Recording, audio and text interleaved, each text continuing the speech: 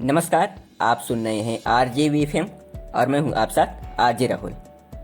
आज हम होनहार बिरवान के लास्ट एपिसोड 6 एपिसोड को सुनेंगे। तो चलिए शुरू करते हैं।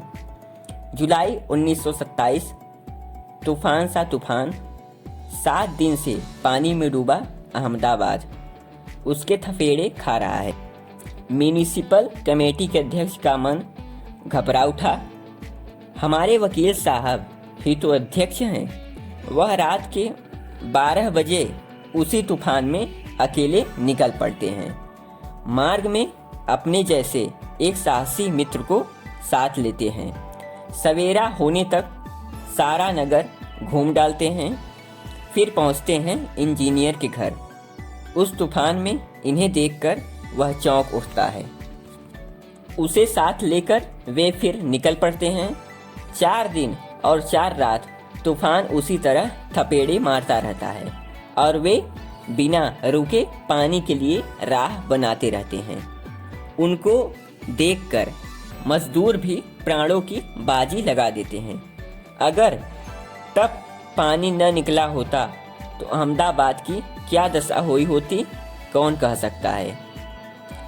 अभी तक आप इस कहानी को सुनकर समझ ही गए होंगे कि किस वीर पुरुष की बात इस कहानी में हो रही थी। जी हाँ, आपने सही समझा। हमारे लौह पुरुष सरदार वल्लभ भाई पटेल की बात यहाँ पे हो रही थी। आधुनिक भारत के निर्माताओं में वे पहली पंक्ति में हैं।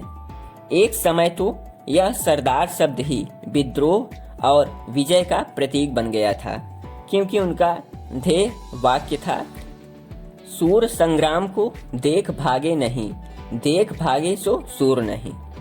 गठा हुआ शरीर, लौह रेखाओं से आच्छादित मुख, दृढ़ता के प्रतीक जबड़े, शत्रु को चुनौती और मित्र को अभय देती तेजस्वी आंखें। यह रूप था गर्वीले गुजरात के गर्वीले सरदार का।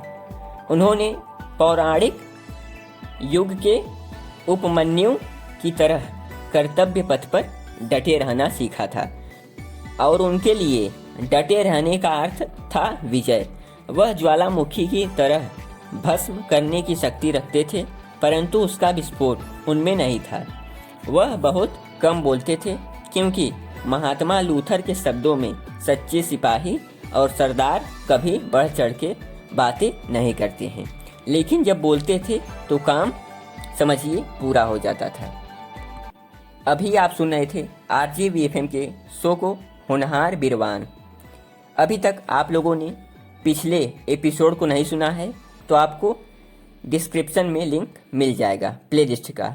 आप लोग पिछले अध्याय को भी सुन लीजिए तो आपको पूरी स्टोरी समझ में आ जाएगी। इस शो में इतना ही। नमस्कार, जय हिंद, जय भारत।